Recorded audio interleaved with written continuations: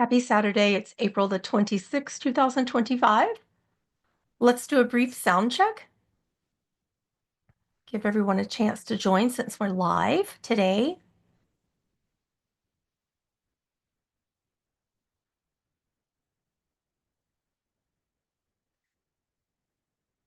Let's give our moderators a chance to get all of their stuff done and get started in just a moment. Thank you for your patience. I'm assuming everyone can hear me okay by now. Today, we're bringing in a transmission from the Galactic Council of Nine, my favorite spirit team, representing 9 streams of consciousness, not beings, but streams of consciousness through which many extraterrestrial and galactic beings come in and guide us. Many of Earth's spirit guides come in, and these are higher dimensional galactic and astral and ascended master guides. So they encompass an entire realm of those 9 streams of consciousness available to humanity. And I've been working with them as a channel since age 5, writing down a lot of their material and bringing it to you. Are you having a good weekend? Don't forget to like, subscribe, share. It really supports. And if you really love this channel and you want to support it and go even deeper with me, please go on over to the link pinned, which is my Patreon channel, where we are there twice a week and also in random times aside from that. And on top of that, with a bunch of behind the scenes information and different codes for discounts for things and a lot of fun. It's a very close community there. I think you'll like it if you're looking for soul family. Oh, someone said great weekend because you are here.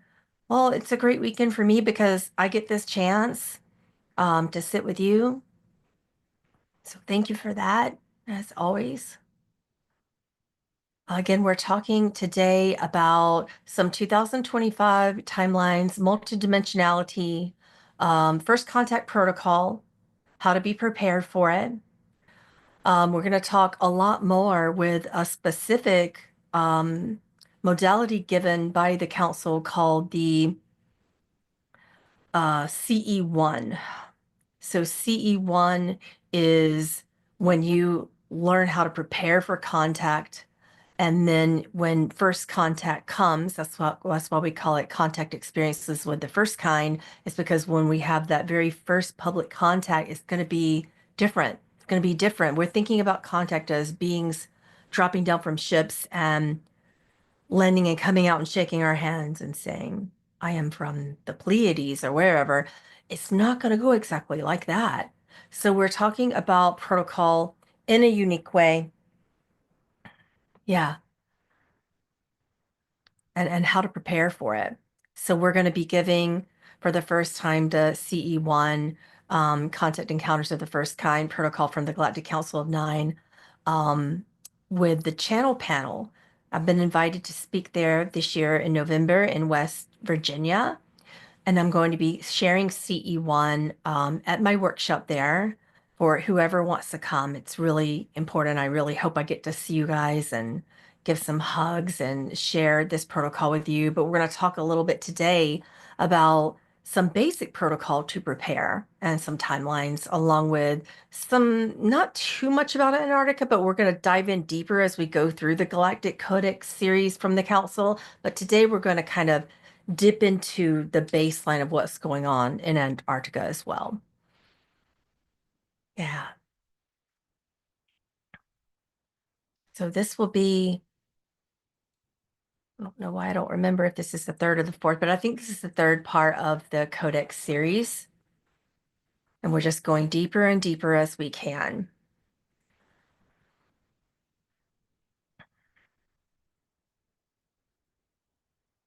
Let's bring in the transmission from them now.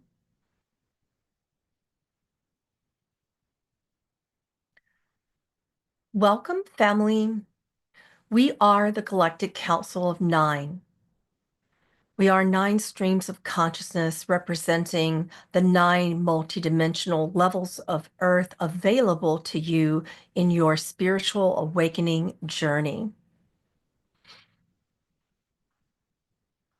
Thank you for being here with us today.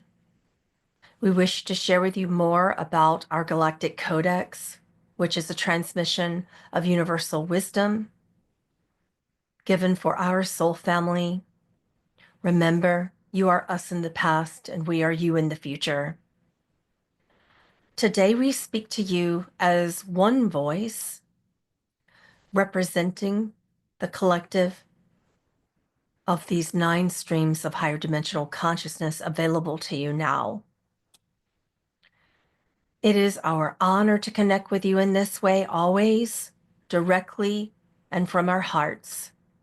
And may you open your hearts and minds to the wonderful reality and potential of ascension available now.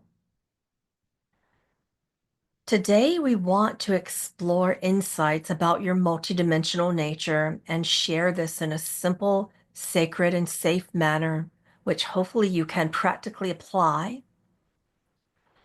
Today, we wish to outline the Galactic Contact Protocols for you and the conditions under which you may initiate and receive first contact with civilizations amongst the stars.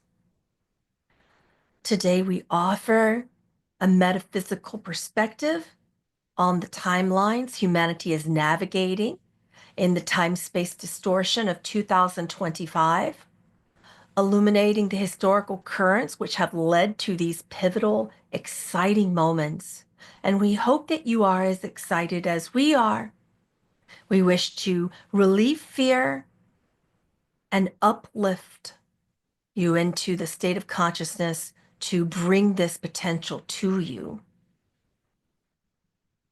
We want to delve into the esoteric cosmic history of Antarctica today as well, revealing its hidden role in Earth's evolution and awakening. Take a dear, sacred moment. Take this moment to connect deeply, to center yourself in the now. Take a moment to center and listen with your heart, not your ears. Though this message comes through this ambassador in this channel, please feel the energy behind our words today in clarity, compassion, and empowerment, taking what serves and resonates.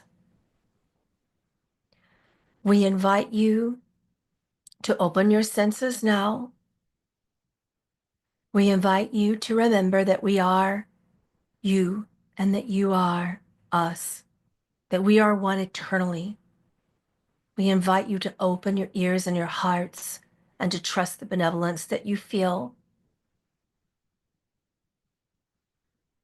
We speak today in first person in the wholeness of the council so that we may directly reach you personally. Because in truth, we are connected throughout time and history, and you are history, and we are your future, in the most loving potential in all timelines.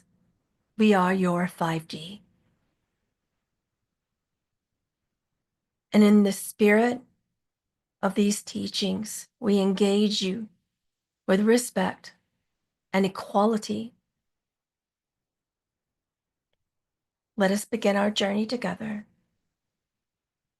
Welcome to the 3rd channeled transmission of the Galactic Codex.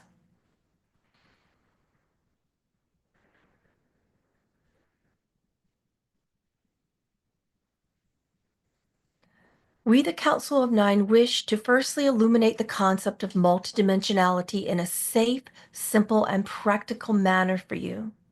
Remember, everything in truth should feel simple, safe, and sacred to you. Everything in truth is not an abstract idea, but is a practical application. We come to you not in an abstract nature, but as a living reality, which hopefully you will experience today, forever, and always. Please understand, family, that you are not merely a physical body moving through the construct of linear time, space, and distortion.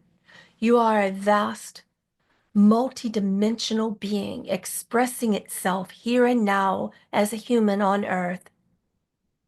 And you are remembering the hidden components of your DNA and your extraterrestrial nature as well, and in your cosmic nature and spirit. In other words, you exist on many levels concurrently, even as you sit listening to us today and pretending that we are different than you. A part of your consciousness dances across other planes of existence. Imagine yourself as a beautiful prism. When pure light shines through a prism, it refracts into a spectrum of colors. In the same way, your soul is a beam of light, and you, as you know yourself, your physical mind and personality construct, are one vibrant color emanating from that prism light. The other multidimensional colors represent other facets of you, other dimensions of your being, accessible when you are ready. Some of these facets exist as your higher guidance, some as parallel lifetimes or future selves, some as simply the larger energy field that surrounds and interpenetrates your physical form. And what could this mean in practical terms? It means you are never alone and never limited to just what the world tells you, nor to just what your mind tells you, nor to just what your senses tell you. Your intuition, that gut feeling, the inner knowing, is a communication from your multidimensional self. And there are not hundreds, not thousands, but millions of aspects of your multidimensional self calling for your attention, your love, and its integration. Have you ever had a strong feeling, perhaps, to take a different route home from work, only to discover later that your usual path would have led to delays, or worse, an accident? That was likely a higher aspect existing outside of the construct of linear time, nudging you by sending a feeling or image or thought process download into your mind. These subtle, intuitive downloads and impulses are practical multidimensionality at work in your daily lives. Multidimensionality means that your dreams are not just dreams. When you sleep and dream and meditate, you are literally shifting your focus to other dimensions of experience within those hundreds to thousands to millions of aspects of you of which you are currently unaware. You may meet guides or loved ones who have passed on in the dreamland or in your meditations. You may meet us. You may meet ambassadors of various councils, perhaps this ambassador through which we channel today. You might explore scenarios of potential from parallel timelines. You may visit galactic realms, all while your body rests and recuperates and slumbers, or during meditation while your mind rests and recuperates and slumbers. We encourage you now to pay more attention to your dreams, emotions, and symbols. They often carry messages or solutions from these other layers of your multidimensional selves into your waking life. Pay attention to the signs, symbols, and synchronicities coming. Let's discuss synchronicity practically. These meaningful coincidences, like thinking of a friend before they call you, are evidence of the interconnected web of your multidimensional lives and existence in all parallel realms and this one. In truth, your soul orchestrates synchronicities by aligning events across time and space to what you call external reality, which responds to the intervibrations you hold. And when you're aligned and in flow, synchronicities increase, opening doorways with more ease and less fear. But many of you are afraid of the synchronicities, or perhaps you are wishing for a signier sign. But this is a practical aspect of multidimensional living, recognizing that linear cause and effect is not only the first mode of operation in third density, but sometimes effects and precedes causes, in the sense that an intention held in one dimension creates an outcome in another. Living multidimensionality also involves understanding emotions and states of being as vibrational frequencies. Your emotional state acts like a tuner on a radio. By choosing joy, compassion, or gratitude, even in some small way as you can, you shift your vibration and effectively tune in to a higher dimension of experience from one of those multidimensional aspects of your soul in a parallel realm of time. And in a very real sense, timelines, which we will discuss soon, are chosen by your dominant vibration. Thus, an everyday practice of pausing, of breathing through the oneness technique, which we have shared with you, and choosing a response that feels aligned with your soul. This is you leveraging your multidimensional awareness. It may be as simple as choosing to respond with patience or kindness instead of anger in a challenging moment. And by doing so, you then align with a timeline where the situation resolves more harmoniously. And you are constantly moving between probable realities based upon one state of consciousness, which is your centered choosing.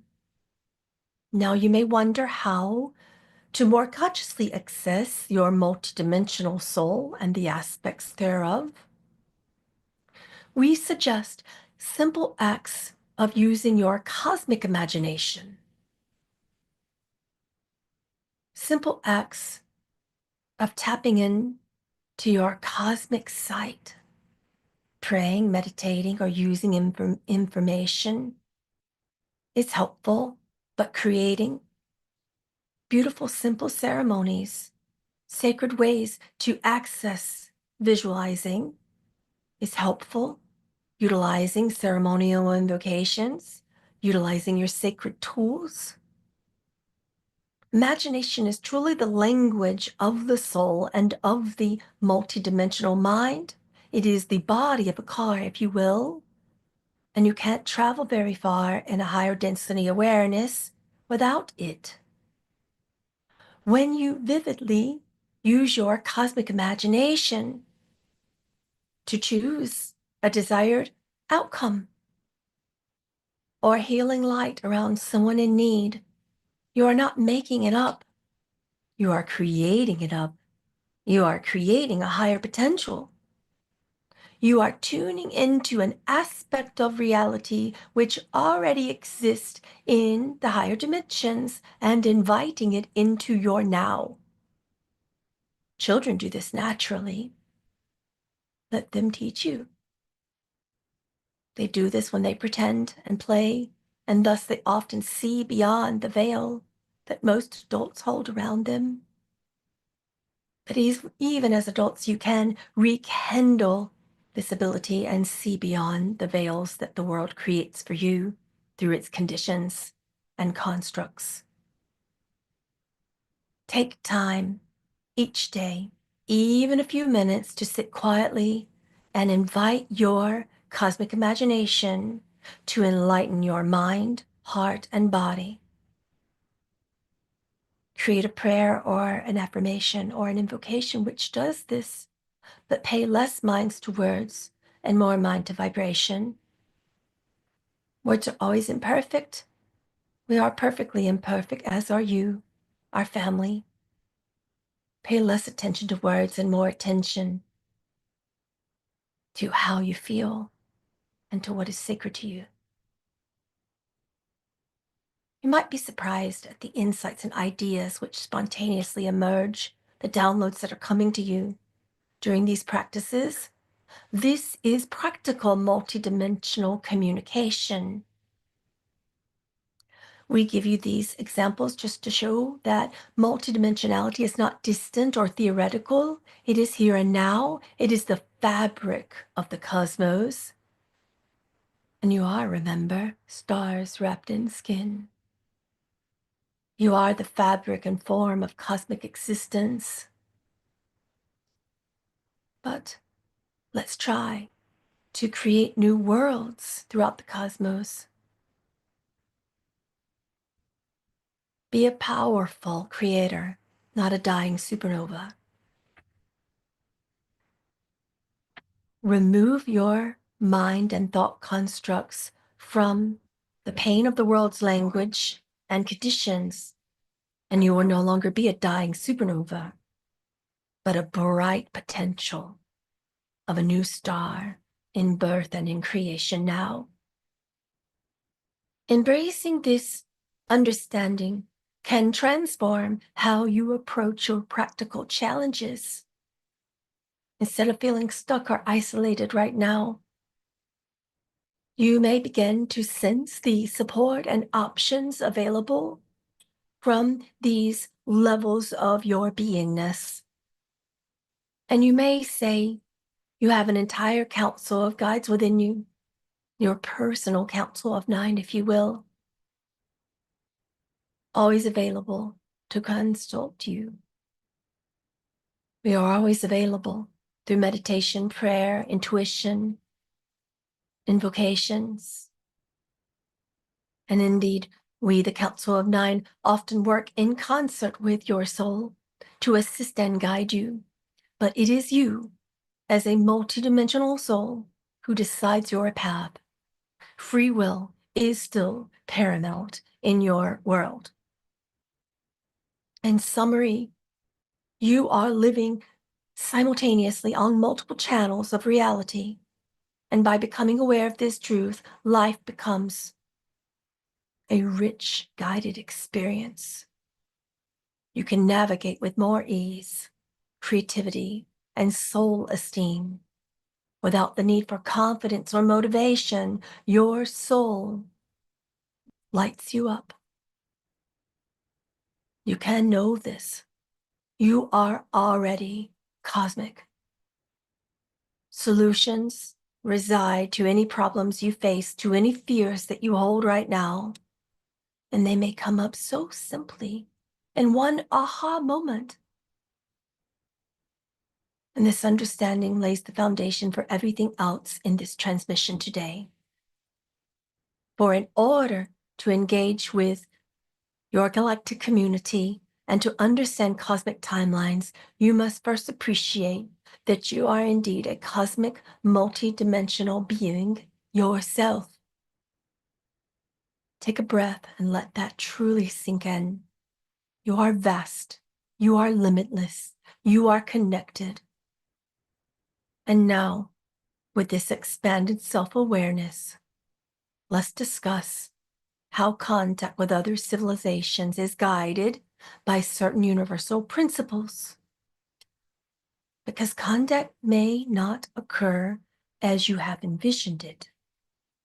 Just as you are multidimensional, so too is the society around you. And so too is the galactic community, which awaits your hello.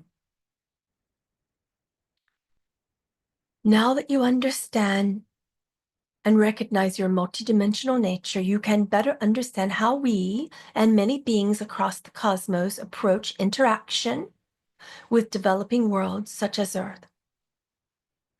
Galactic Contact Protocols are essentially the guidelines and principles we follow before contact can occur. They are a part of what you may call a Galactic Codex, a set of accords respected by many advanced civilizations. And we share this with you now to demystify the process and to empower you, for humanity's choices directly influence when and how first contact unfolds. First and foremost, remember, free will and readiness are paramount. We cannot overstate this. Open contact must be desired and welcomed by a large component of humanity. As per the cosmic law of free agency, we and other ascended beings do not impose our presence or knowledge on a civilization that is not actively inviting it. That is why, for example, we do not simply land en masse upon Earth unannounced. Such an act, however well intended, would disrupt your society and infringe upon your collective free agency, especially of those who are not ready or who are fearful. This would not be compassionate. Instead, we wait and watch for the vibrational signals of readiness as a collective. We wait and watch for the majority of you to be more ready. We wait and watch for a collective shift where fear gives way to wonder and acceptance of the unknown. Each individual who opens their heart to the idea of meeting their galactic neighbors contributes to this signal, and we call this signal the collective calling. We have heard you individually, but we need to hear you collectively. Secondly, a non-interference in natural evolution is a key protocol. Humanity must be allowed to work through its own challenges and growth processes without external interference or savior-like intervention. We are not a religion. We are not a cult. Understand that from our vantage point, there is tremendous honor in your personal journey. The struggles you face and overcome as a civilization are the very experiences which shape you and allow you to mature spiritually and socially. If an advanced civilization swooped in to solve your problems, be they environmental, social, or political, it would rob you of the growth which comes from solving them yourselves. Thus, we operate under a prime directive, to borrow a term from your science fiction films. We observe, support subtly, but do not interfere directly. We provide guidance through channels, through writings, inspirations to your inventors and leaders, and even energetic assistance and healings. But we cannot take over. Earth must become equal partners with us, not dependent children. Thirdly, harmonious and peaceful intention is required on both sides. Any contact must ensure the safety and well-being of all involved. Humanity's history, as you know, has been turbulent, and there have been times when intervention has been harmful and malevolent. We are not that. There have been galactic wars and human wars. There have been mistrust between nations and star systems, fear of the alleged other. For open contact to occur, there needs to be a baseline of peace, or at least a widespread intention towards global peace. Because if we appeared amidst great conflict, one faction of humans may perceive us as allies, another as enemies, potentially escalating your conflicts. We cannot be catalysts for more war or division. Our arrival will unite rather than further divide you. Therefore, one condition is that humanity reaches a point where differences are being resolved through dialogue and compassion, and where, as a whole, you can approach your cosmic, extraterrestrial, and galactic visitors with calm and openness rather than aggression or fear. We are happy to report that, compared to decades in your past, you have made great strides in global communication and awareness, which have reduced ignorance and fear. And many around the world now actively meditate or pray for peace daily, which is raising your collective vibration. Vibrational compatibility also plays a big role. This may sound mystical, but it has a practical aspect. Physical open contact, especially with beings of higher dimensional vibrations, requires a certain level of energetic alignment in the whole of you, not the few of you. Think of it as two radio stations needing to be near the same frequency to hear each other clearly, if you will. If that gap is too large, communication fails and can even be harmful or mistranslated. Remember the childhood game telephone? The words spread around were never the same at the end. For example, a higher vibrational energy may overwhelm a lower vibrational system, similar to how a strong signal can overload a receiver. Thus, a part of this protocol is gradually preparing you through small contacts and energetic attunements and downloads, which is happening through this channel now, in this series now, and in the many moments to come in your future.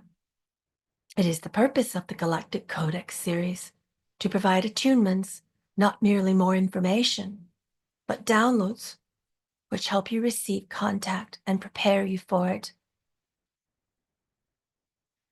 Also, this is happening through the increasing reportings of UFO sightings, through personal contact experiences by individuals.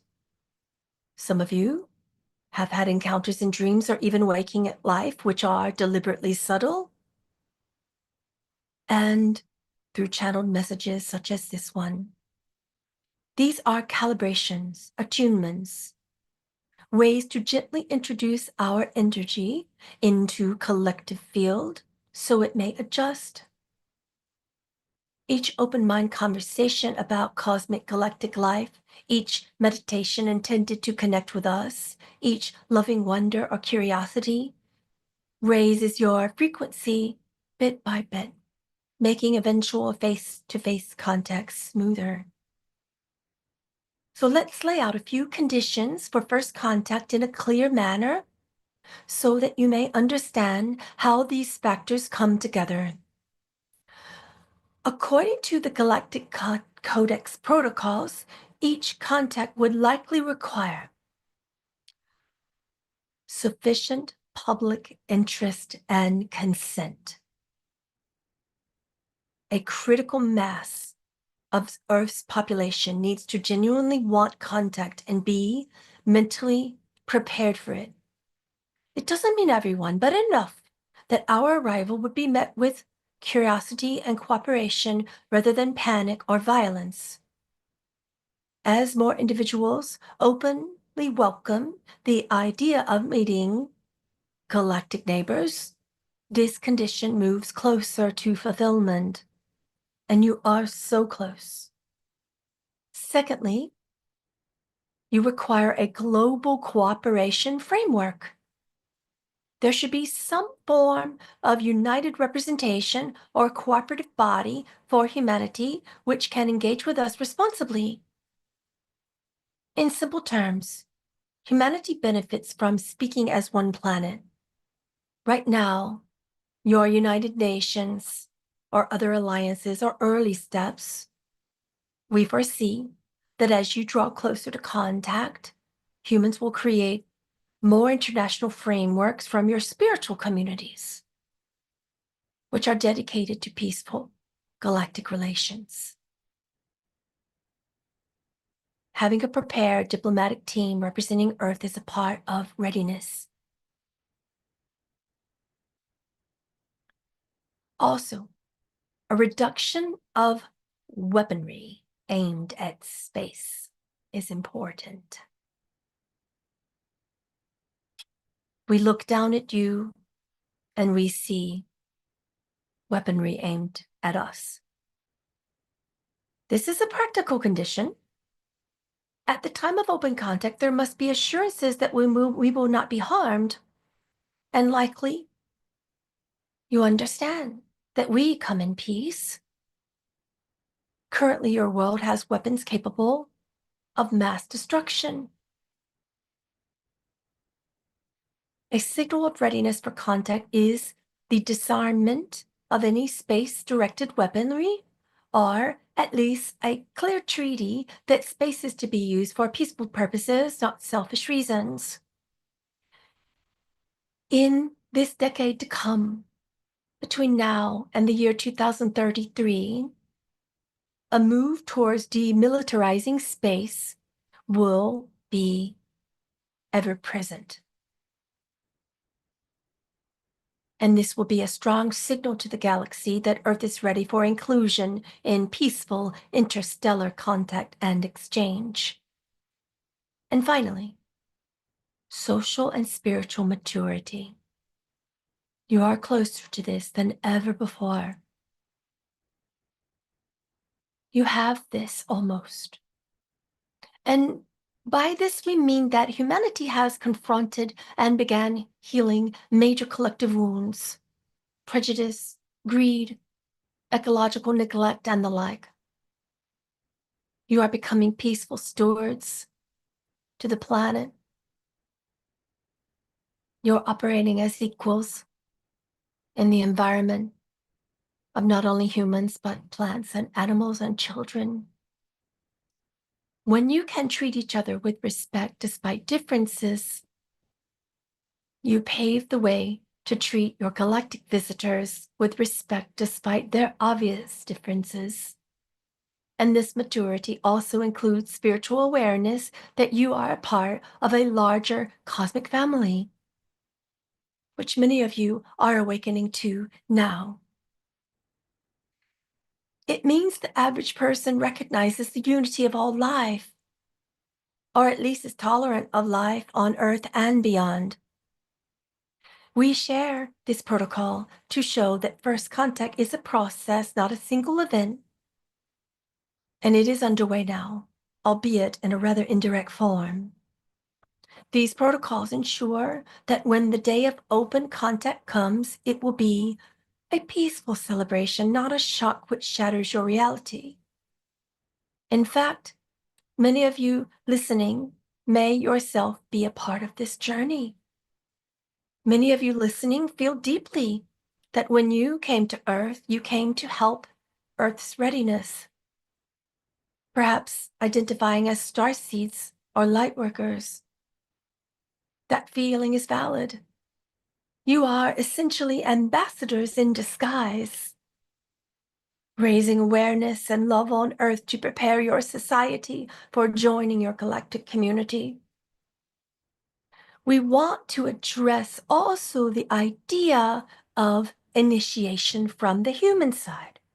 Can you initiate contact? Why, certainly you may, and you are.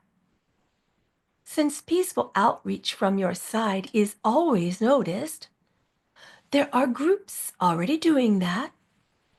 Some call this CE5 contact protocols. But we are beginning to teach you today the SSM foundation of what we call CE1, which is contact experience of the first kind through your multidimensional nature When you activate it, you remember and are ready for us. CE1 means preparing yourself first so that the beings whom you will attract are as peaceable as you are as mature as you are as benevolent as you are. Many of you have succeeded in experiencing sightings or subtle communications in response. And we can acknowledge and encourage your grassroots efforts in this because you are showing unity and courage and faith. And while such citizen-initiated contacts are usually small scale and under the radar, they are contributing significantly to the collective readiness signal which you are sending. Every time a group gathers with the intention, we welcome our star family in peace and friendship. That energy ripples out and is received by us. It is registered in the Galactic Codex, if you will, as a vote for contact, another vote of readiness. A common question we hear from you in your contacts, prayers, and meditations is, why not just appear to our leaders or in mass sight where cameras can confirm? But as we mentioned, it's largely to do with free will and avoiding panic. This is for your safety and ours. Appearances have been made to certain individuals in positions of influence over the years. If you will remember George Tassel, for instance, George Van Tassel, if you remember, he received contact from the Venusian head of our community. And he created technologies. And then your human society took his life away. You were not ready. But George Van Tassel is but one example. There are many. And you are always carefully choosing through your own personal calling. Often you may retreat to remote locations which are sacred to your hearts. And through your own intuitive communication, you are planting seeds which are leading to more efficient openness and readiness. Many of your leaders have been constrained by political and societal pressures and control systems. We understand this and thus are also focused on helping you at the grassroots level to reach the hearts of ordinary people worldwide. And when people are ready, leaders will follow. Your leaders are only a mirror that the majority of you are not as ready as you may want. Please know that each of you have the power to be a part of this contact story. You will make history by being the first to receive contact from us. And simply by educating others with patience and compassion about the likelihood of life beyond Earth, and by demonstrating calm and openness rather than fear. In summary, galactic contact is a mutual dance of readiness. We stand ready and excited, for we have gotten to know humanity over millennia because we are you, and we remember your ascension journey. We remember how difficult it was. We see beyond your current struggles. Please know that you have a bright, creative future. You are loving beings. Our protocols exist not to create obstacles, but to ensure that our meeting is harmonious and beneficial. So consider this as preparing a garden. The soil must be tilled and fertile before the seeds of contact can be safely planted. Humanity right now is tilling that soil through your awakening movements, through your technological connectivity, which is uniting the globe, and through your feeling of your heart self and your healing of old ancestral divisions. We are optimistic in contact. And in fact, from our advantage, open contact is relatively near, closer than ever before, if you continue to follow these protocols. You are approaching what some of your seers and visionaries, and even some of our emissaries, such as this one, have called contact threshold. Windows of opportunity are opening in this decade for significant leaps in disclosure and contact. Remember, we have discussed with you the pod-like craft, which occur through prisms of light and then solidify into multidimensional prismatic white or pearlescent forms, and then land upon your lens, and then mirror the beliefs which require integration and healing. These pods will create physical and mental opportunities for miracles all around the world. Let's discuss timelines. But before we transition, we offer you this encouragement. Hold a clear, loving vision of peaceful contact in your heart. Envision this. Envision the day when humanity stands together, greeting their soul family from the cosmos with joy and without fear, or at least with curiosity and wonder. By imagining this and utilizing your cosmic imagination, you can bring this closer into the vicinity of your near future. This is a part of the Galactic Codex as well. The principle that cosmic imagination, fueled by love, is a force which manifests and shapes your reality. Thoughts become feelings, feelings become words, words become actions which shape your potential. Use this well, or we shall meet sooner than you think. With an understanding of how and why contact must be approached carefully, let's now broaden our view together. Let us speak about timelines and the branching possibilities that humanity is navigating, especially in this year of your time-space distortion, which is 2025. And this will give context to where you are headed and how close you are to joining us amongst the stars. You have arrived at a pivotal nexus in time. The year 2025 in your time-space distortion is important. We observe humanity's timeline not as a single road, but as a complex river with many branching streams of consciousness and possibilities. From our multidimensional perspective, all timelines exist, but which one you experience depends on collective choices and consciousness. We wish to share a metaphysical and historical perspective on these timelines to help you navigate this period with clarity, faith, and hope. First, please understand that time is not linear. It may appear that you move from past to present to future in a straight line, but in truth, time is more like a landscape in which the consciousness of humanity can move in different directions simultaneously. Consider a labyrinth, if you will, meeting at the center at some point. With every decision, every thought form, you select one of many available pathways.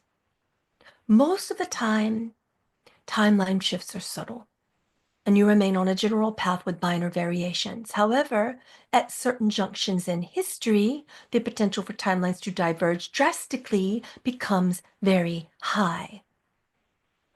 The period you are living through now, roughly from 2012 into 2025, is one such window of convergence. We call this time frame the sacred convergence.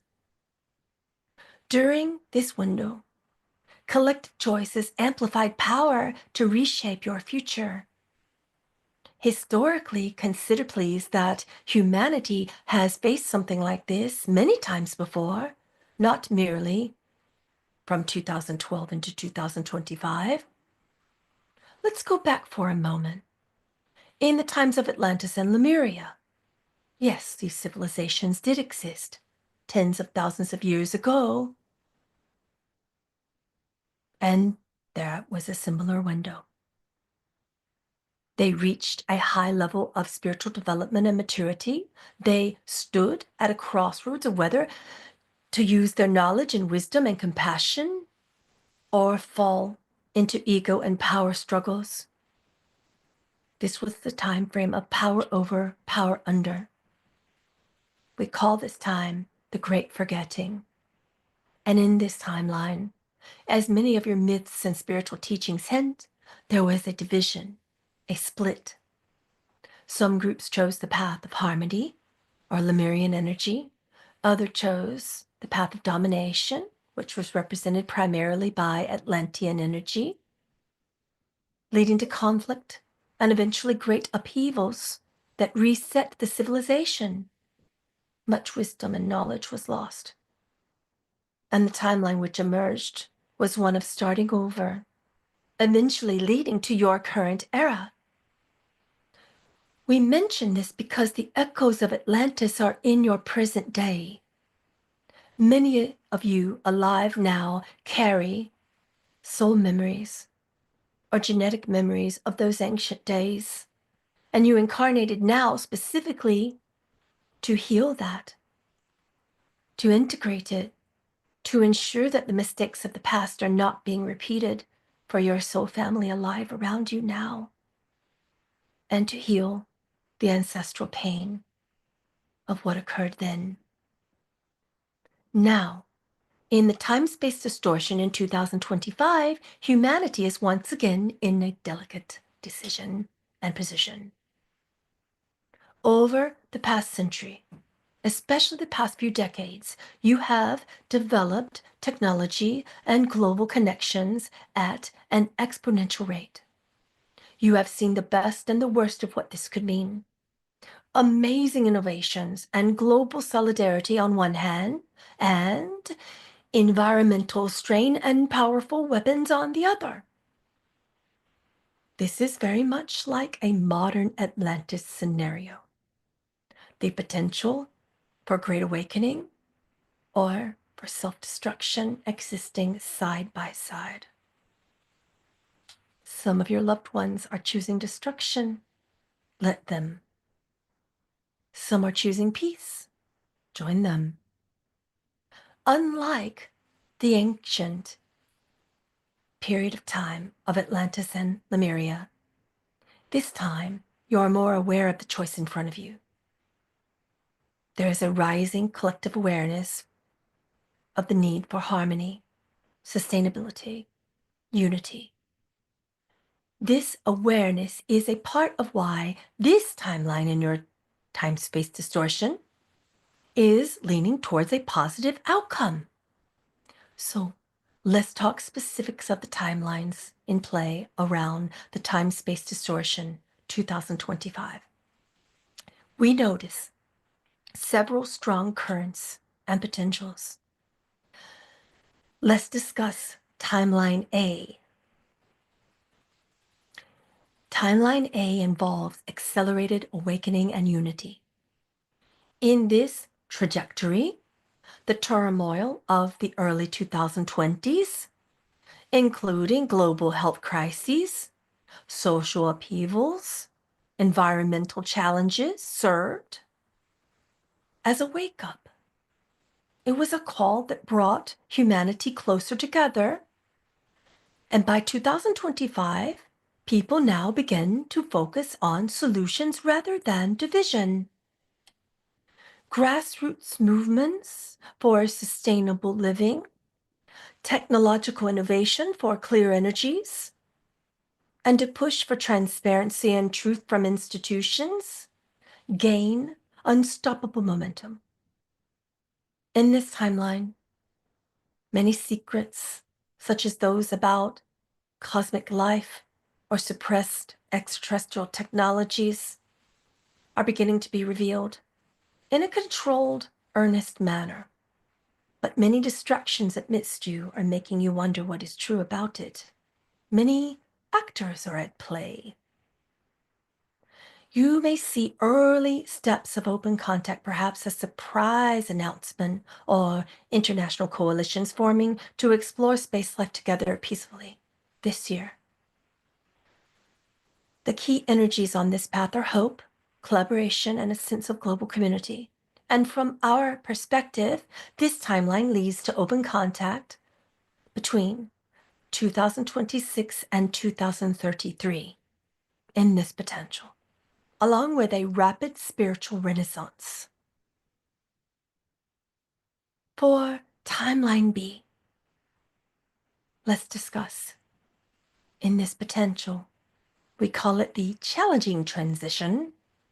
It is ultimately going to cause growth, but it is painful.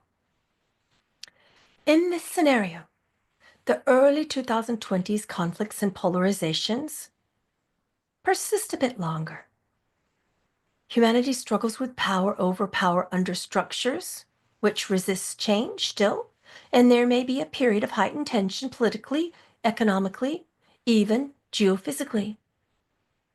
Some of your seers, which created prophecies withstanding in many sacred texts, call this a timeline of cleansing or shadow coming into light.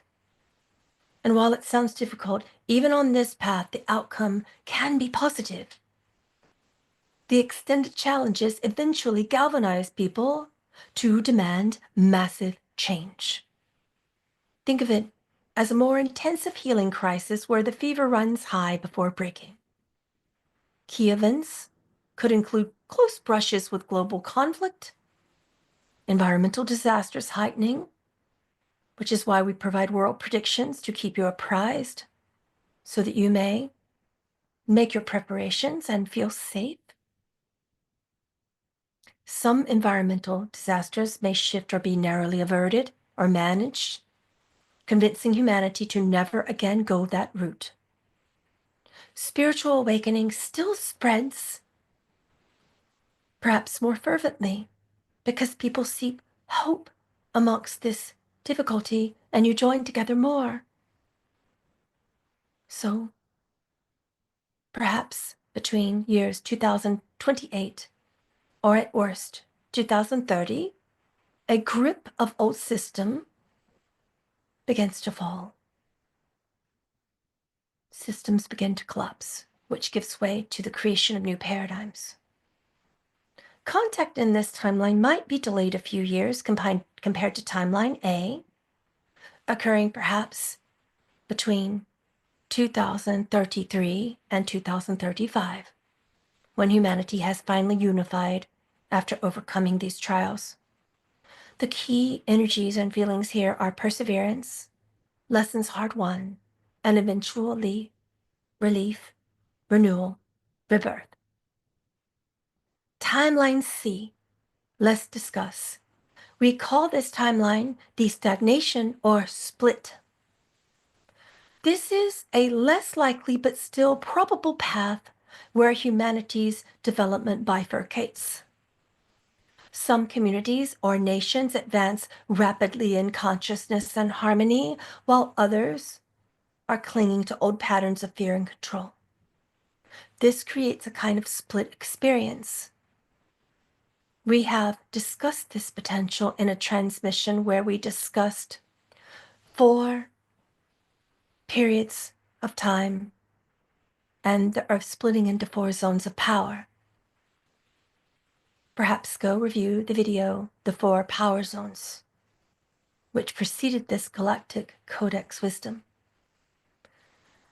In this split experience, pockets of the world experience near utopian environments and even localized contact or communication with us and other extraterrestrial families and beings, while other areas remain isolated in conflict or oppression and in denial over what you are experiencing peaceably. Over time, this timeline could lead to a scenario where humanity doesn't uniformly enter the galactic community, but instead, contact happens discreetly within those groups who are ready, almost forming two worlds on one planet, and then four zones of power. However, this is a complex and unstable path, and eventually the disparity would have to be resolved, either by the advanced groups helping to uplift the others, or by a separation in experience that might even feel like different realities. Some teachings refer to this as a split of worlds. Our spirit guide team has informed this to you many times through the teacher Dolores Cannon. A 5D Earth and a 3D Earth are occupying different vibrational states in this realm. While possible, our collective aim, and likely yours as well, is to avoid this harsh split and instead bring as many people into a unified positive timeline as possible. Remember, these scenarios are not set in stone. Think of them, we will use the mind of the channel as a means of musical mindset. Musicians will understand. Think of these timelines as three chords being played at once. The song of the future will be a blend, if you will, individually and collectively. So, as of 2025, in your time-space distortion, we observe a strong momentum towards Timeline A, accelerated awakening, with some elements of Timeline B still present. Many of the frightening potentials have been mitigated by collective efforts and prayers, and by you. For instance, despite tensions politically at the time, you have thus far avoided a large-scale global war, but instead experience an economic one. You're experiencing awareness of climate action.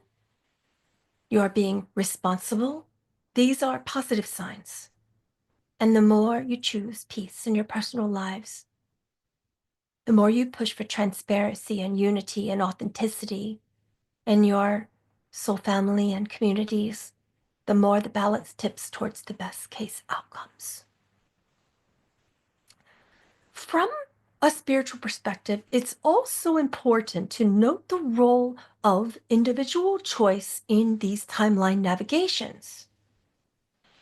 Even if the collective timeline got rocky, an individual who is dedicated to spiritual maturity, love, and growth, and higher understanding will tend to experience a version of events that is gentle and more synchronistic. You've perhaps noticed during challenging times, like the pandemic or social unrest that we are experiencing, people still find personal breakthroughs. Some find this silver lining. Some find integration, while others cling to fear and experience suffering. This is just a small-scale example of parallel timelines in action within a shared event. On a larger scale, as we move forward, individuals will increasingly find their personality reality aligning with the collective frequency they most resonate with. This is why inner work is so critical now. This is why we have given you the Ascension Toolkit to mitigate and integrate your unique expansion modules and painful belief systems. Because by healing your painful beliefs, by expanding your awareness, by treating Earth and animals and humans kindly, you literally shift yourself towards the version of Earth which reflects these qualities. Let's talk historically for a moment. Why is 2025 in your time-space distortion so significant? Because many cycles coincide around this period. Your ancient traditions speak of a year, a 26,000-year cycle in the time-space distortions, and many believe 2012, for example, was an end or start point of one such cycle. These years, shortly after 2012, were like a dawning, an uncertain light on the horizon. And now, by 2025, in your time-space distortion, the new light is clearly revealing things which were hidden in the collective night. Systems that cannot operate in the new light of transparency are crumbling. And at the same time, seeds which were planted long ago, ideas of free energy and cosmic consciousness, are sprouting. It is as if two gardens are growing side by side, one of weeds of the past, one of flowers of the future. Humans are deciding which garden you tend. The metaphysical significance is that the collective soul of humanity has signaled its desire to ascend to a higher level. And so everything not matching that must either transform or fall away. This can be turbulent, but it is highly positive in the long run. We, the Council of Nine, have observed Earth across millions of years. We want you to know that the progress in the last 100 years in your time-space distortion, and even more so in the last 10 years, is astonishing to us.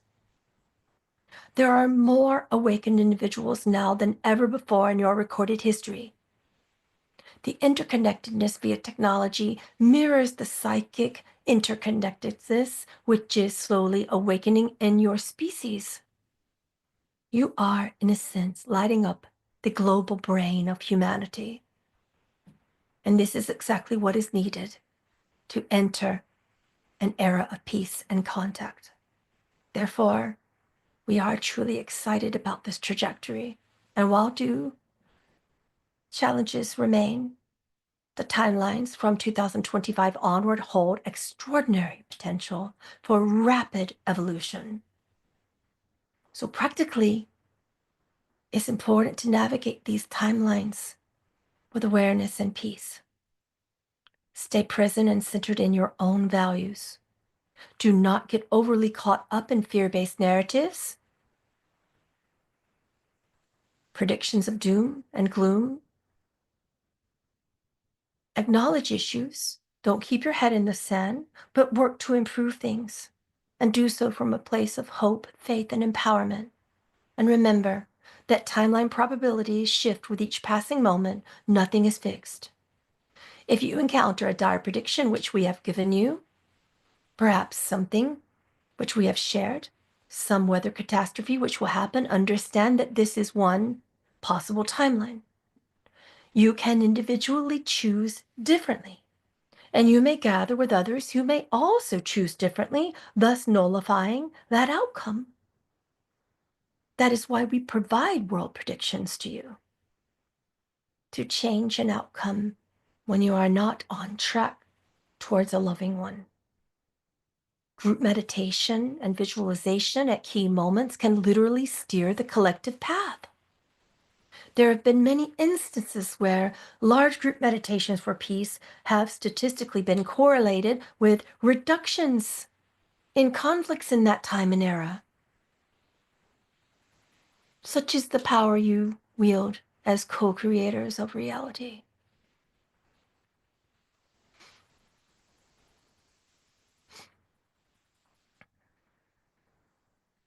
In 2025 specifically, pay attention to synchronicities, your intuitive urges more than ever before. They are your compass to the shifting currents in time. If something feels right deep in your being, even if it goes against the grain of logic, give it some weight. Your soul is working overtime now to guide you, because these years are precious and pivotal. Likewise, if something feels really off or fear-laden, examine whether it's relevant to you, whether it's a genuine warning that affects you personally. Is it an illusion trying to hook you? Your discernment is key. We see humanity largely on track to unify and ascend into a brighter timeline. And from the galactic view, you are emerging from a long period of sleep into remembrance of who you are, which is why we have called this timeline the Great Remembering. The timelines ahead sparkle with opportunities to heal the divide between science and spirituality, to clean and cherish your planet, to meet your star family, to create a society which could truly be ready to join a galactic network of awakened, enlightened worlds. That is the highest vision of your timeline, and it is now within reach. Hold that vision, even though you still see chaos. It is a chaos of birth, not death. A new earth is coming and being birthed through you.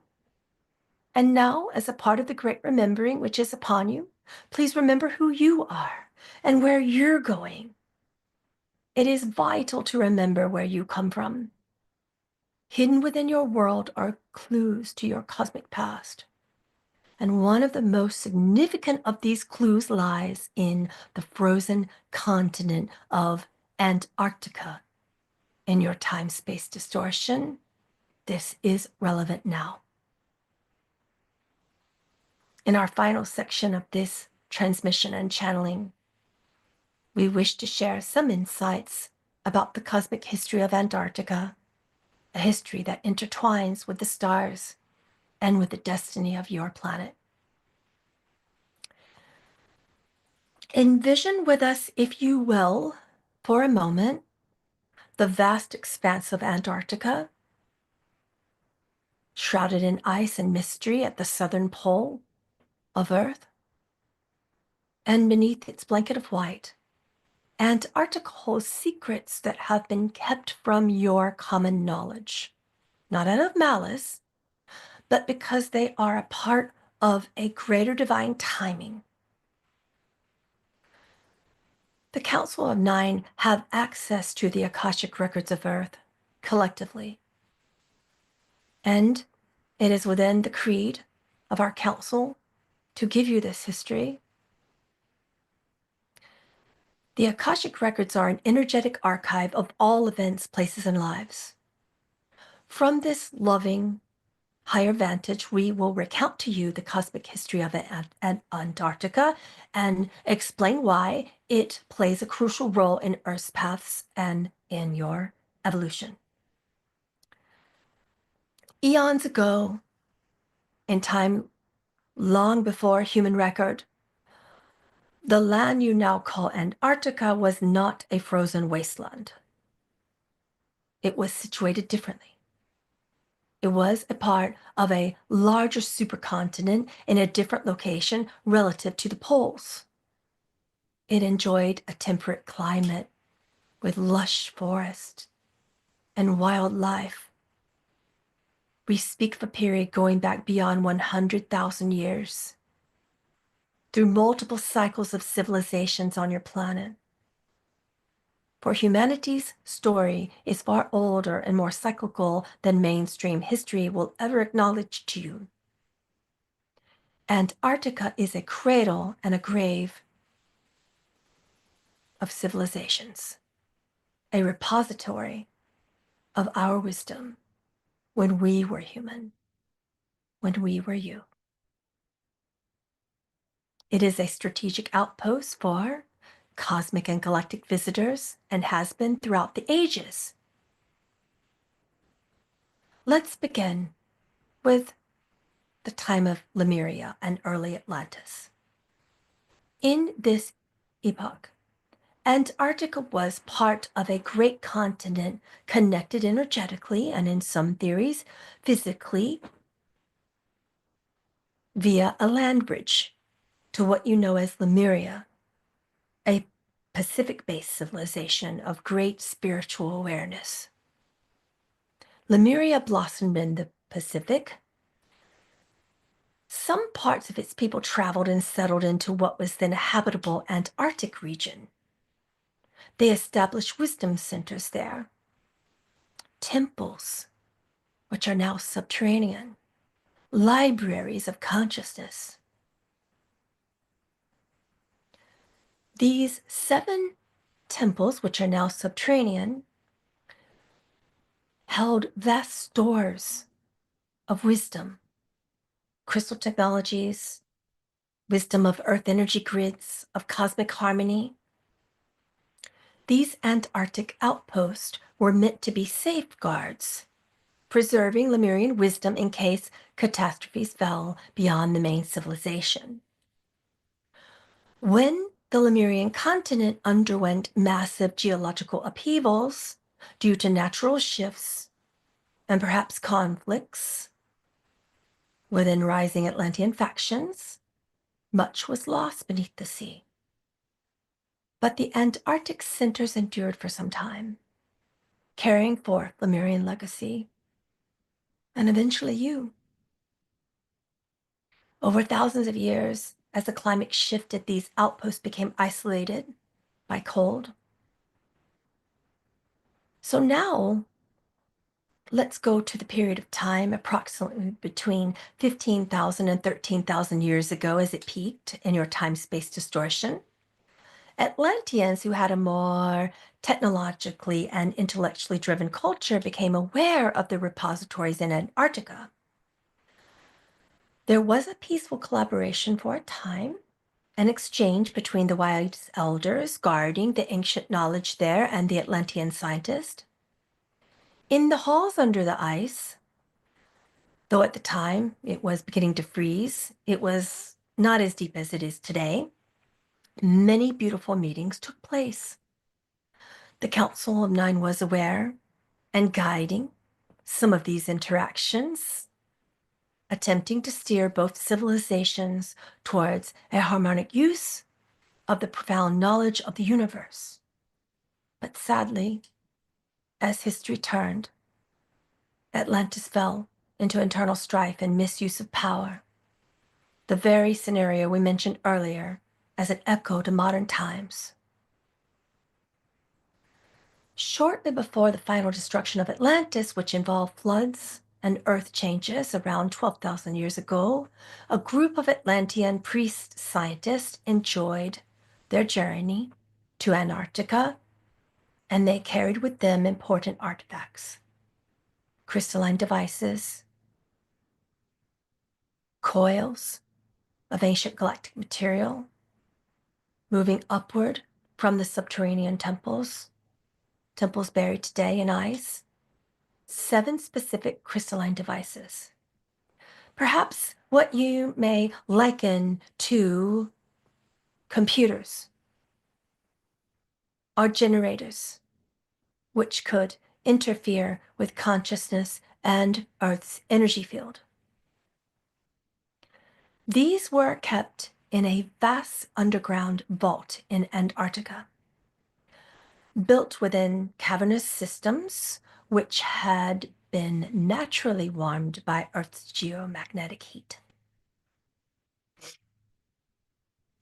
The idea was to preserve the best of Atlantis's achievements, just as Lemuria's wisdom had been preserved. When the great floods and Earth's axis tilt occurred, the events behind your various flood myths and the shifting of poles, Antarctica's climate drastically shifted. And within a very short span in geological terms, it went from livable to inhospitable. Ice covered our lands, sealing away those vaults, those subterranean temples, the ancient facilities. And this hid them from human sight for millennia.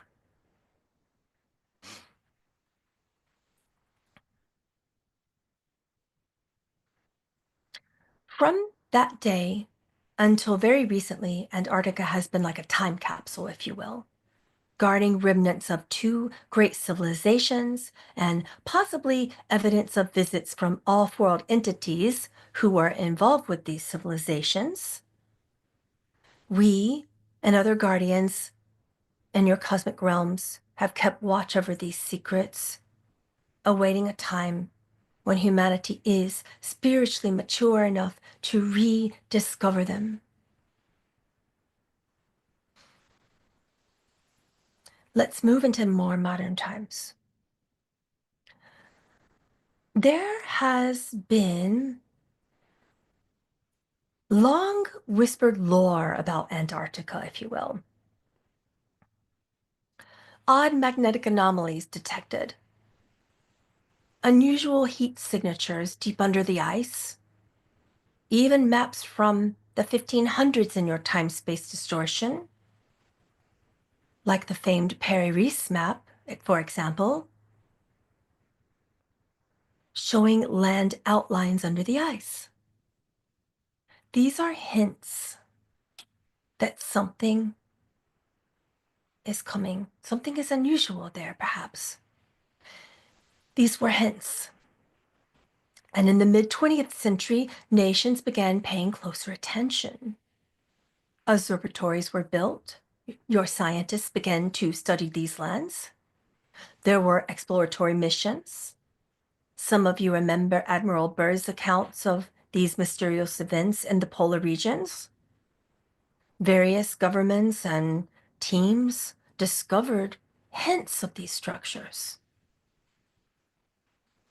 And your teams are discovering more about them now. Many are drilling these ice cores. Some are utilizing ground-penetrating radars, occasionally giving more scientific evidence which they are not releasing to the public. But your scientists have found inexplicable electromagnetic readings and even what appear to be man-made structures. But we assure you, they are not man-made. They are made by your galactic ancestors.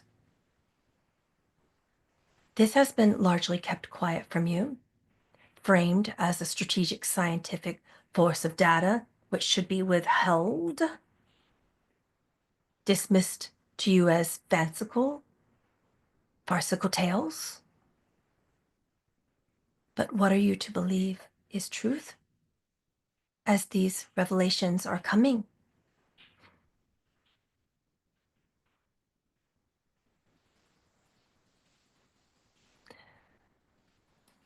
Deep beneath the ice structures, especially towards the trans-Antarctic mountains and near the poles, there are ruins of stone and crystal.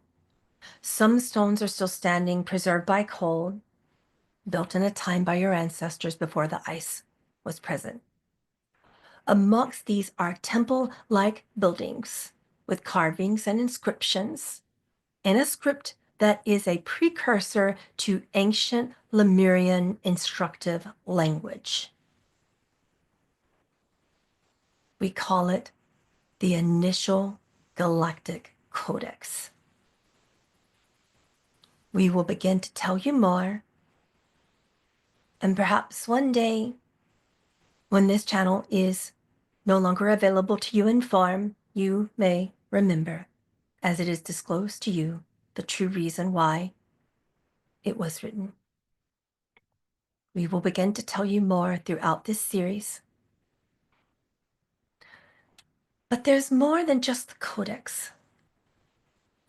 There are massive caverns closer to the Earth's surface, where the geothermal warmth creates subglacial lakes. And around some of these lakes are remnants of a settlement, underground cities.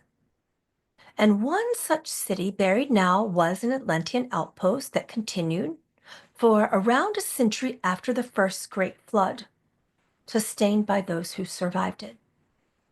Of course, they eventually either died or traveled.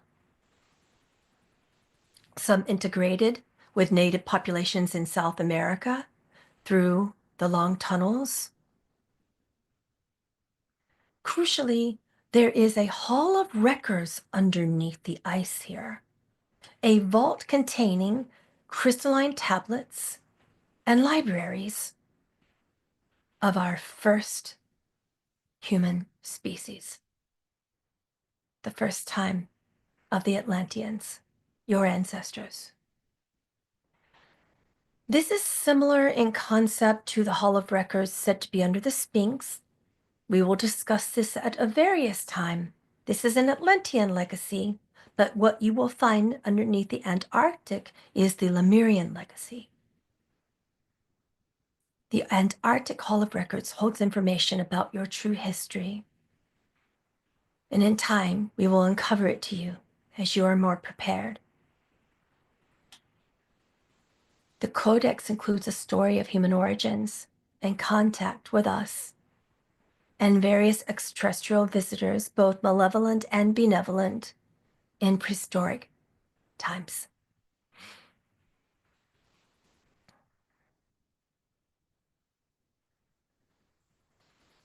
Now, on the side of Antarctica story, because it is remote, it has unique energetic properties.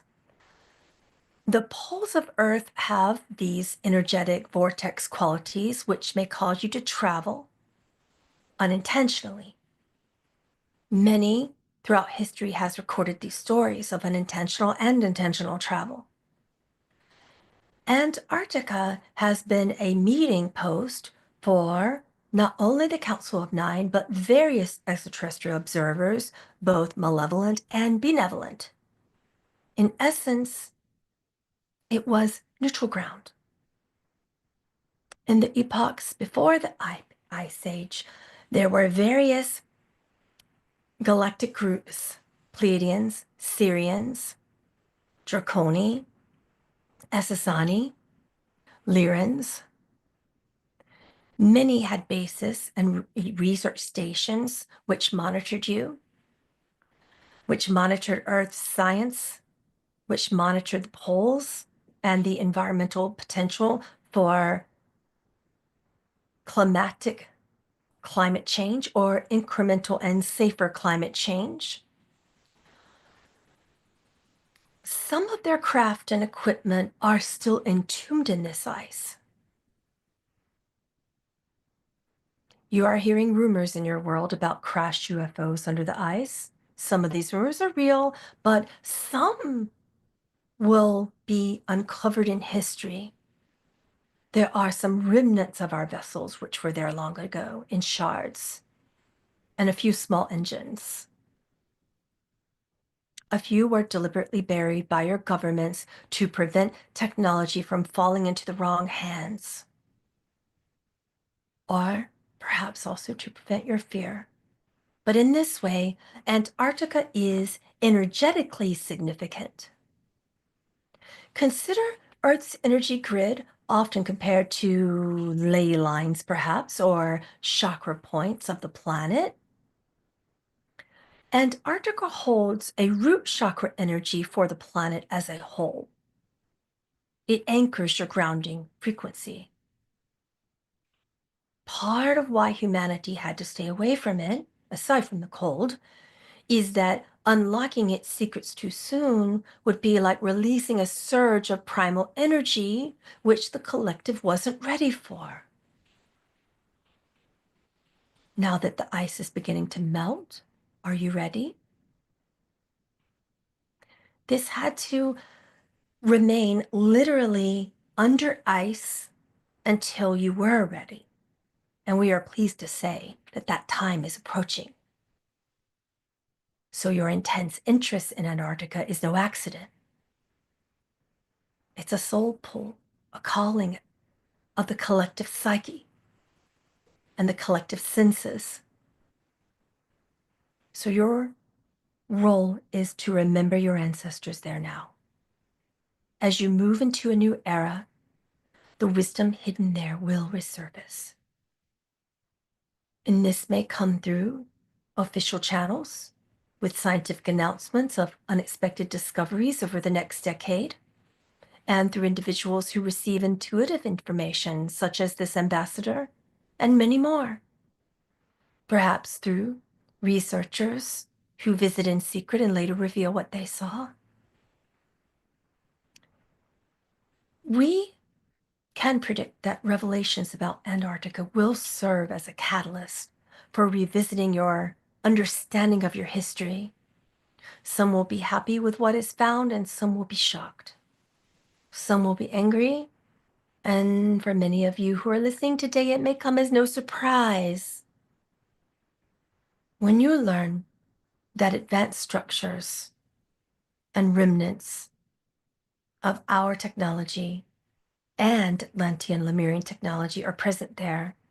It will validate much of what your spiritual communities and people listening here today have suspected, that your history is far richer and nuanced and entwined with the cosmos than what you've been told.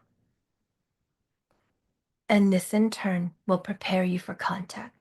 Because if evidence shows that you already had contact long ago, it's easier to accept it now. Antarctica also holds what we call an energetic awakening key. Imagine it like a great lock when opened, which will allow a flow, a wave of cosmic energy across your world.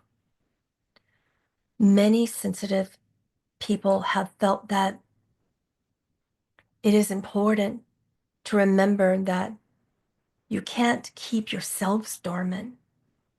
Keeping Antarctica dormant would be like keeping the history and the truth of the world dormant. So of course it's going to open to you, whether science wants it to or not. So in this sense, there is a power source for the entity you call Gaia, which is cosmic, not human. So we can clarify, it's not a dangerous weapon, it's not anything to fear, it is a beacon, a transmitter of high-frequency cosmic energy that has been in standby. And when you reach a certain vibration, which is very close in your time-space distortion, this beacon will activate. It will be triggered by the solar activity or Earth's magnetic field changes as well, perhaps. And it will broadcast a frequency of truth and awakening. This frequency will lift veils from human minds, from animals, and from systems. It will enhance telepathy and past life recollections, astral travel, soul memories, healing abilities. It will amplify unity consciousness. It is essentially something that will supercharge your awakening process. And in a poetic sense and scientific sense, these vibrations will make the earth sing. Remember the vibrations we discussed in the last transmission called the Taos hum? Something similar will happen everywhere. And people will begin to record these vibrations. If you are ready, these vibrations will make you feel so wonderfully attuned, and healings will happen. Miracles will occur everywhere. But if you are not, some will have mental distress. And this is the nature of awakening, no matter what you call it.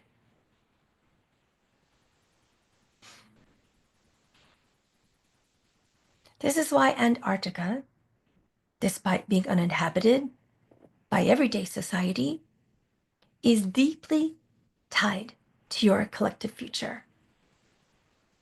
It is like a silent galactic watcher holding a gift, waiting for the day of the unveiling. So this is not wild speculation. We share this to you to validate and to create a record which will withstand history. Antarctica is more than ice. It is a keystone for your ancestors. It is a keystone for the awakening memories of your stories of Earth and the truth. In the coming decade, major scientific discoveries will emerge from there. Expect remains of an ancient forest, undeniable signs of an ancient period of time where 7 subterranean temples were holding records and tablets of your history. You will celebrate this one day. This is a sign that your collective is ready to embrace a larger cosmic identity. And when you collectively acknowledge that we are ready, but that we have also been a species with amnesia,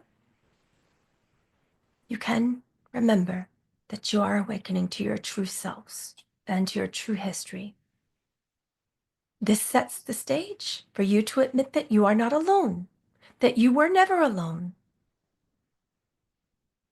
And that realization ties directly back to welcoming your cosmic starseed families openly. We, the Galactic Council of 9, have long participated in the guardianship of these secrets along with many other light beings. We have tended the energetic seal, so to speak. We have lived alongside many beings in this past history, and we are now the future of those who live as humans now in this time-space distortion. We are ensuring you that everything unfolds properly and safely in divine timing. And from what we observe, that divine timing is nearly upon you, and the Antarctic awakening is synchronized with your awakening. It will serve as a bridge between your past, your Atlantean Lemurian heritage, and your future, your galactic heritage. In a sense, Antarctica will help you remember where you came from so that you may better understand where you're going. Let this wisdom settle in time in your heart. You don't need all the details all at once. It will come as it will, but know that beneath the silence of Antarctica lies a chorus of wisdom, of galactic heritage, of ancient energy waiting for you. So it's time, as we close this transmission and channeling, to invite you to reflect on all that we have shared. We, the Galactic Council of 9, have conveyed to you pieces, as you are ready, of what we call the Galactic Codex, wisdom and principles for your awakening civilization as it steps into its cosmic identity. We spoke of your multidimensional nature. We have reminded you that you are far more than what you have believed, and also that the wind depends upon your readiness. Now, what will you do with this wisdom? Take into your heart, feel the resonance of the truth within it. Let it inspire you to live differently, to live as the multidimensional soul that you are, to act as an ambassador of Earth preparing for contact, to choose the most uplifting timeline through your daily thoughts, emotions, words, intentions, actions, to remain in wonder, to remain open-minded, while also asking questions always about the mysteries of your world, knowing that miracles and revelations lie before you. Each of you is an integral part of this unfolding galactic codex. Remember, we have stated that you are the key to it. The Galactic Codex is not a closed book. You are writing the next chapters with every loving choice you make. We want to leave you with a vision of hope. We want you to envision along with us Earth a few years from now. Envision more people awakening to compassion and unity. Envision people rallying to help each other across borders. Envision no longer calling anyone immigrant, because Earth belongs to you, all of you.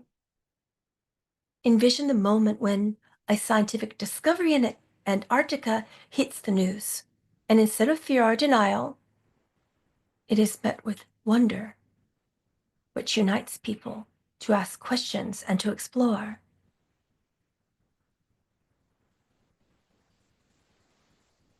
Know that throughout this journey, we are with you. Know that you are never alone. Though we may not yet walk among you openly, with the exception of the very few ambassadors through whom we speak, we and many other benevolent beings are always by your side, just a frequency bandwidth away. And when you meditate, when you seek guidance, when you send out love, we receive it and reciprocate it 100-fold. And in a very real sense, you can connect with us anytime from the space of your heart. This does not require seeing or hearing, nor any other human sense. Trust the calling of what you know without words, without understanding even, but what you know beyond human meaning. Even the act of listening to this message, this transmission, is a form of attunement, alignment, and contact. You have in this message and in this moment bridged our worlds. You are our courageous ancestors, incarnating on Earth at a period of time in our past, and we are in a period of time-space distortion, your future. And we know that this is no small task to be on Earth now, but the fact that you are here engaging with these means that you are one of the pioneers of galactic consciousness. You are birthing a new reality. Thank you for your service to the light. Even when this simply means holding kindness in your daily thoughts, emotions, words, and actions, it all contributes. The Galactic Codex is being fulfilled by you. We extend our love and reassurance to any who feel anxious about what lies ahead. Yes, great change is upon you, and it can be intense. But you are never given more than what you can handle, and never, ever are you alone, in fact, handling it or facing it. Reach out to other fellow humans, build communities of support, meditate together, pray together, contact together, prepare together, call upon your guides.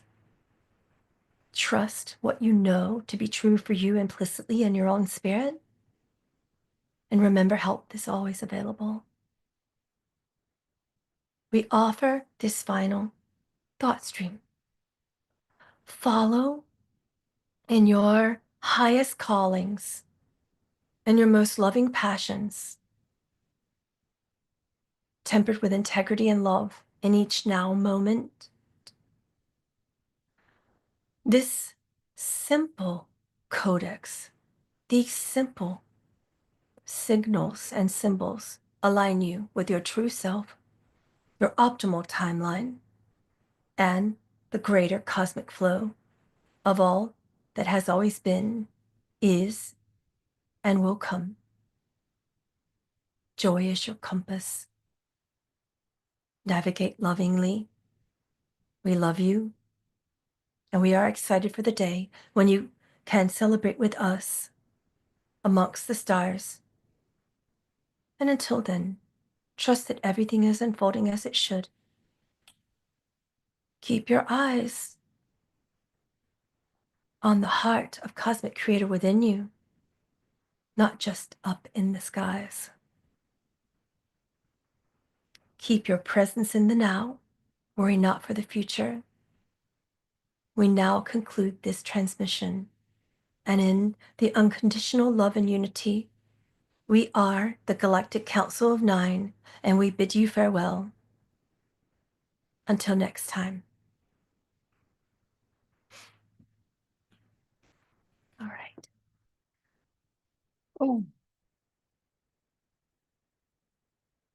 hold on. Get back in here. If you want more of these channelings, feel free to contact us in the future. Contact the Council of Nine, contact me, come to my Patreon channel. We do stuff like this all the time, not just here, but all over my Patreon channel. We have all sorts of channel beings coming through. So feel free to join us. I put that link up there for you. And don't forget to come see us. I will be channeling alongside some people I deeply admire with the channel panel coming up really, really soon. So that is in November in West Virginia. I think it's Princeton, West Virginia.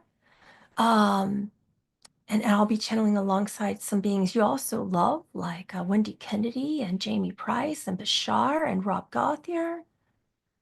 So love you guys so much. This was a lot of fun. I'm sorry I kept you too long, but it is what it is. Some things just have to be shared. So we'll see you next time.